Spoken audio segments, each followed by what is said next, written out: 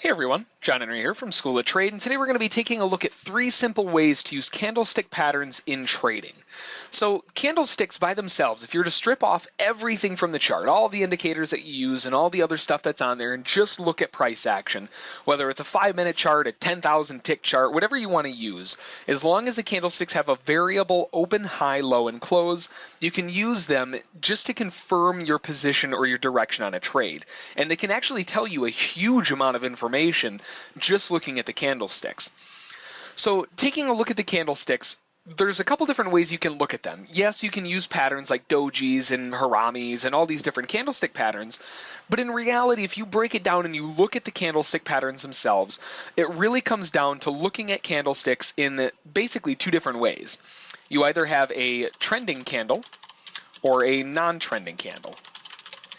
And that's really all you have. Yes, if you combine a couple of them, you can have, ranges of consolidation or, a few different areas like that. But in reality, looking at candlestick patterns, they're either trending or non-trending candles. And that's really all there are.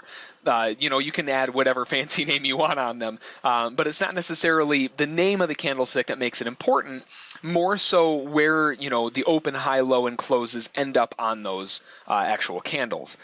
So taking a look at a couple examples here of candlestick patterns, you really want to find, when you're getting into a position, whether it's long or short, you want a candlestick that confirms your direction. So if you're looking to get short, you want a bearish confirmation candle, or if you're looking to get long, you want a bullish confirmation candle. You don't want to go long against a bearish confirmation candle because that doesn't make any sense. So as an example, looking back a little bit earlier here on crude oil, we can see a few things happened here. We had this little bit of a sell-off that kind of came down and brought prices a little bit lower here, where then prices were picked back up off of these lows. And there's a lot of clues that this was going to happen. Along the way down, when we started reaching into these highs here, we had a lot of wicks on the highs. And we could see that every time the bulls started coming in and really trying to drive price higher, it was rejected. Now, along with that, in this area up at the top here, we also had a lot of wicks at the lows. And that gives us another big heads up that this is more just kind of a consolidation area. We're not really trending. In reality, we're not really going anywhere as of yet. But if we look at this area here and we zoom in a little bit on it here, we can do a couple things with this. And let me get my crosshair out of the way. There we go. So we can do a few things with this area. Now, we moved into this consolidation area pretty much after this candle formed. And from there, we just basically chopped around for a little while. Now, what we can do with this area is called candlestick math. And you can crunch these candlesticks together to try to figure out in the long term how this actually looks. And the way to do that is just to simply add up the beginning point and the end point and just combine them into one big candlestick. So as an example, the open was right here on that bullish candle that came across. The close, when we started actually breaking out of this consolidation area, was really this one right here, was that candle. You could also argue that candle, even this candle down here if you wanted to, but really the first candle that really dug out of this consolidation and stuck was this one right there. So what we'll do is we'll use that candle's close, and we'll just draw a box from that close to our open line, and now we've got the body of the candle. So if you were to fill this in with, say, red, because the open and the close, the way that this actually trended in direction, is a bearish candle. So this whole inside of this candle will just be a big red candle right here. So we'll just fill that in with red to make it easier there. Now, along with that, looking at the overall move itself, we also have wicks, right? Candlesticks have highs, lows, opens, and closes. So we need to measure the highs as well. So we'll go from the middle of it, and we'll just go up to the high point of the wick, which happened back there. So that's the wick high. And if we look on the lows, was really just that one low down there. So we can just draw a wick to the lows down there. And now what we're left with, if we zoom out a little bit, is a bearish candle. Yes, this area was a full area of consolidation, but the tendency of that entire area or direction was bearish. And that gave us a big heads up that we should expect to see price react similarly to the fact that we didn't really have a whole lot of wick on the bottom, a lot of wick on the top, and we're seeing rejection from the sellers at these highs. We should see price fall off from that location. So yes, even though this whole area was an area of consolidation, we could see that ahead of time we would expect prices to fall more so than rise. Now, as we fell down here, what did we start to see? We had a couple bearish trending candles. And what I mean by bearish trending candles is something like this, where there's not really a lot of wick. If you're going to have wick, it'd be preferred to be on the top side for a bearish candle. And you don't want to see much wick on the lows because it's a bearish candle. We want to see it close as close to possible in the lows. A perfect example of this is this candle right there. We have absolutely no wick on the lows, a little bit of wick on the highs, and we closed right down at the bottom. So that's a perfect bearish candle, and that's a trending candle because we closed towards the lows. An example of a non-trending candle would be something like this, where we've got a decent amount of wick at the top, a large amount of wick at the bottom. Yes, we did close bearish. There was a bearish tendency to this move, but it's really just a bearish non-trending candle. Just an area of consolidation, maybe a little bit of profit taking, but that's about it. There's not really any decisiveness in those moves. And then as we started to fall again, we followed that up with a bearish continuation candle and then a doji. So more indecision, more confusion. And we started to break down to these lows again. What did we have? We have more indecision. This is basically just a giant spinning top or a big doji. You know, big wick on the bottom, big wick on the top, not really giving us a lot of direction. And the same goes for that candle, that candle, that candle, that candle, that candle. We can see that there's a lot of indecision at these lows. And every time the buyers or the sellers come in, we're really not getting a whole lot.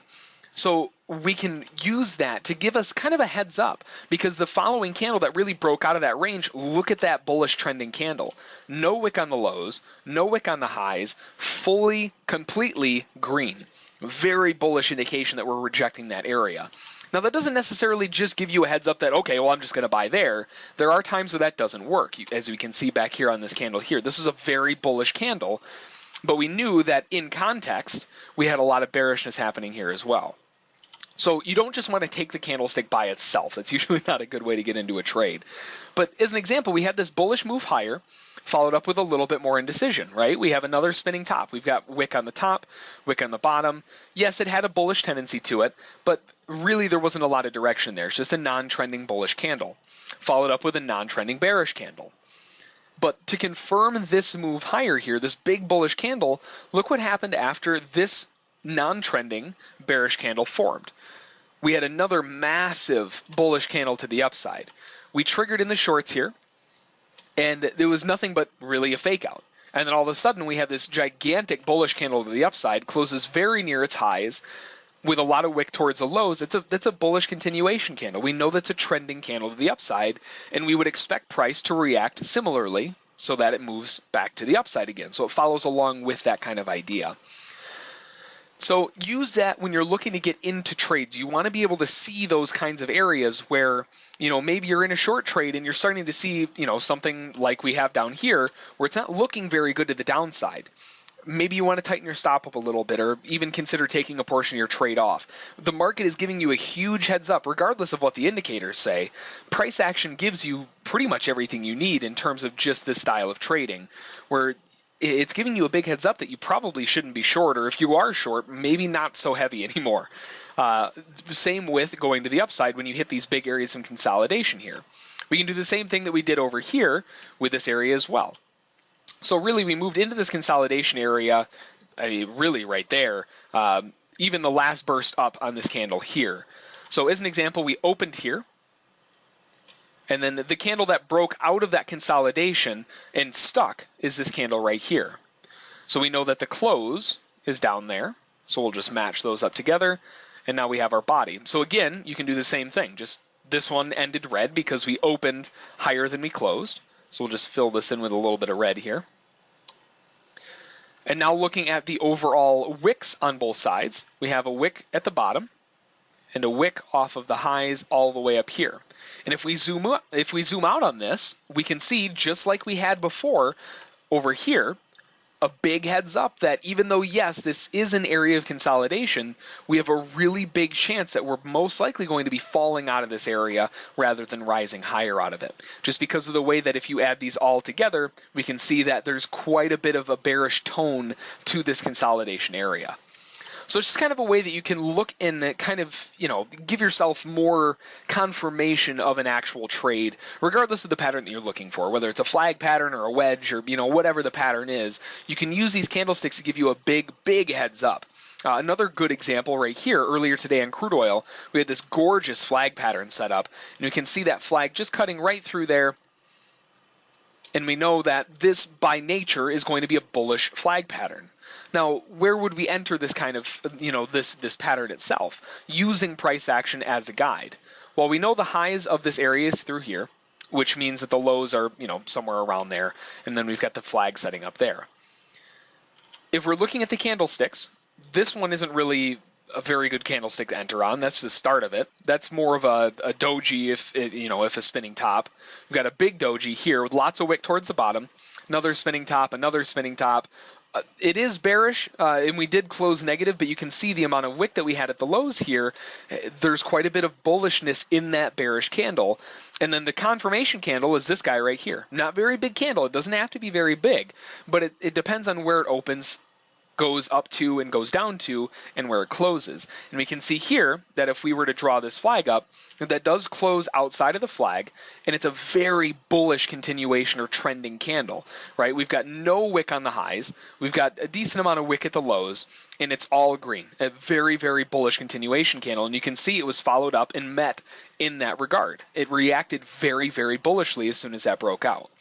So that's how you can use those different things to get into trades or confirm a trade that you may be looking at. And it can be a really reliable source just using that. And then when you combine that with a couple indicators, whether it's a moving average or a stochastic or whatever you enjoy using, it'll just add a really big element of confirmation to that trade itself. So that's going to be 3 simple ways you can use candlestick patterns in trading, whether you're looking to get long, short, or not get into a trade. You can use it all kinds of different ways, and it's a very useful tool to have in the back of your, in your arsenal or in the back of your head. If you have any questions about it, feel free to send an email to School of Trade, and don't forget to check out our trial at SchoolOfTrade.com. Have a good one.